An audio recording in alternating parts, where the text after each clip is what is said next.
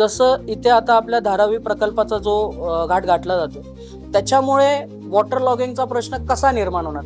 मुळात तुम्ही आहे ना या जागा कुठे आहेत हे समजून घेणं गरजेचं आहे. आणि तुमच्या व्हिडिओच्या माध्यमातून मी तमाम मुलुंड भांडूप विक्रोळीकर असतील, ठाण्यातले लोक असतील, यांना सुद्धा विनंती करतो की तुम्ही आधी या जागा कुठल्या आहेत ना या नीट समजून घ्या.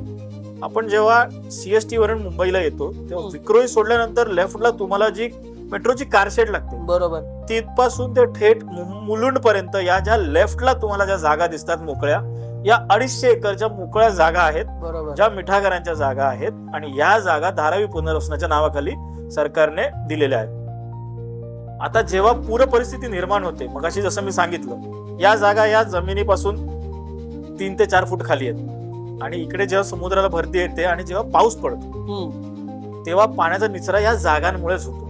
आता विचार करा, जेव्हा या जागांवरती भरणी केली जाईल तेव्हा पाण्याचा निचरा कसा होईल?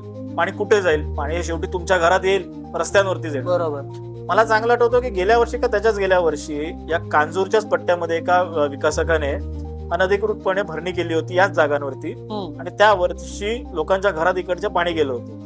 म्हणजे जे माझ्या मते अर्धा एकर एखाद एकर वरती जी भरणी केल्यामुळे ही जर परिस्थिती झाली तर संपूर्ण 250 एकर वरती झाल्यावरती काय परिस्थिती निर्माण होईल हे विचार करा.